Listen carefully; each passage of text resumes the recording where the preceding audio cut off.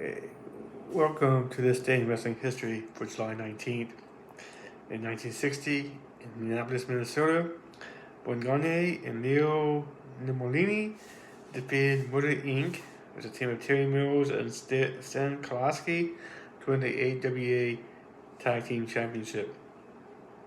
In 1997, ECW Heatwave 97 took place at the ECW Arena in Philadelphia, Pennsylvania. The main event was one of the most heated bouts in ECW history, pitting Jerry the King Lawler, Rob Van Dam, and Sabu against Ravishing Rude, Tommy Dreamer, and the Sandman.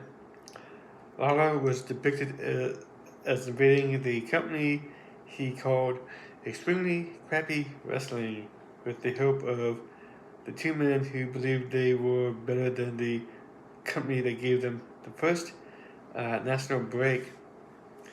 ECW original Sandman and Dreamer were teamed with Rude, who was coming out of a 3-year retirement.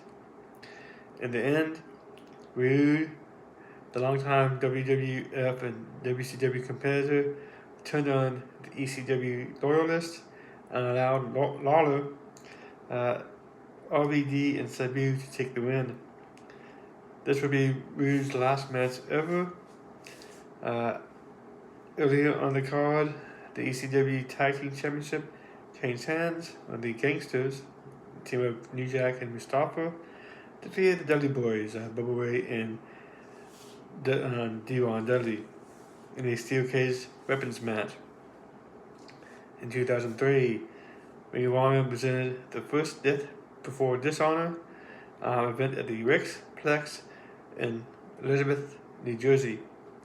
Jeff Hardy defeated Joey Matthews and Crazy Mick in a 3-way dance. BJ Whitmer defeated Colt Cabana and Dan Math and Homicide in a 4-corner survival match for the becoming the number one contender for the heavyweight championship. The most high-profile bout on the show saw CM Punk and Raven in a bloody Doug Collar match to bring their Ring of Honor feud to an end. And in the main event, Samoa Joe retained the Ring of Honor Championship with a win over Paul London.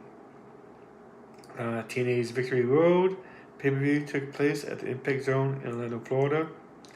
The main event saw Kurt Angle retain the TNA World Heavyweight Championship against Mick Foley.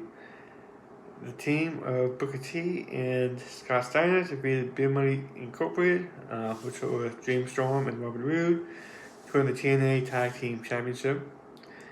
Taz made his first appearance for the company as well. Angelina Love defeated Tara to win the TNA Knockouts Championship, and Kevin Nash defeated AJ Styles to win the TNA Legends Championship. In 2015, WWE's Battleground pay-per-view took place at the Scotts Trade Center in St. Louis, Missouri. It was an underwhelming or unremarkable, or both I guess you could say, pay-per-view headlined by Brock Lesnar defeating Seth Rollins by disqualification in a match for Rollins' WWE World Heavyweight Championship. After the bout, The Undertaker made his return to the company to set up a match with Lesnar at SummerSlam for that year.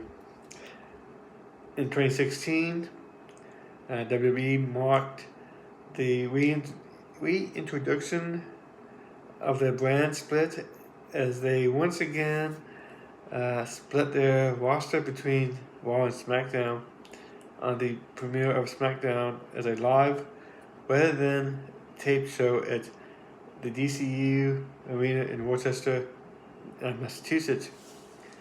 The top picks were Seth Rollins for Raw and WWE Champion Dean Ambrose to SmackDown in the second spot.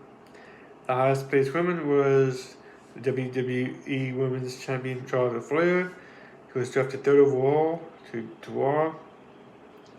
The highest placed NXT talent was Finn Balor, who was taken by Raw as the 5th overall pick. In 2018, Major League Wrestling Battle Riot at Melrose took place at Melrose Ballroom in New York City. I think it was actually in Queens, to be more precise. MJF defeated Joey Ryan for the MLW Middleweight Championship. Tom Lawler won the Battle Riot match. In 2020, WWE taped the England portion of the horror show at Extreme Rules PLD, considered the worst major event of WWE's period without fans in attendance. The show was headlined by Drew McIntyre defeating Dolph Ziggler to retain the WWE Championship in an Extreme Rules match. Also in 2020, the Slammiversary pay-per-view, for Impact Wrestling, it was taped multiple episodes. Okay, maybe we'll start again for that. Not after the Slammiversary pay-per-view, Impact Wrestling taped several episodes of Impact at Skyway Studios in Nashville, Tennessee. The highlight of the tapings saw the newly returned Motor City Machine Guns, with Alex Shelley and Chris Sabin, defeat the North, a team of Josh Alexander and Ethan Page, to win the Impact Wrestling Tag Team Championship. In 2021, WWE held the first edition of Raw in front of fans since the start of COVID-19 pandemic at the American Airlines Arena in Detroit, Dallas, Texas. The show saw Nikki ASH cast in the Money in the Bank briefcase he had won the night prior to the Raw Women's Championship from Charlotte Flair. Flair had just lost to Ripley by disqualification.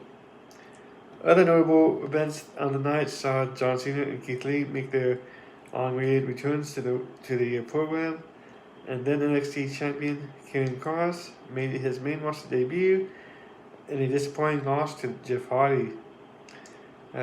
Jason Liger defeated Elias in a Symphony of Destruction match. Original defeated Akira Tozawa for the 24/7 title. In 2022, NXT TV was at the WWE Performance Center in Orlando, Florida. In the main event, Joey Starks won a Battle Royal to become the #1 contender for the NXT Women's Championship.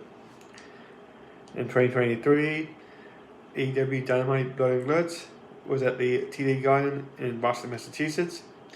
Jake Perry defeated Hook for the FTW Championship. Hangman Adam Page, Kenny Omega, Kota Ibushi, and the Young Bucks, Matt and Nick Jackson, defeated Kishike Tanahashi, Pac, and the BCC, consisted of Claudio Castagnoli, Jon Moxley, and Wheeler Yuta. I think there was the Blood and Guts match as well. AEW Rampage taping at TD Garden in Boston, Massachusetts, that aired on July 21st. Darby Allin won a Royal Rampage match to become the #1 contender for the TNT Championship. Notable birthdays: Lola Vice in 1998, Jinder Mahal in 1986, Tony Mamaluke in 1977. Thank you for watching. Please like, share, subscribe, and have a good day.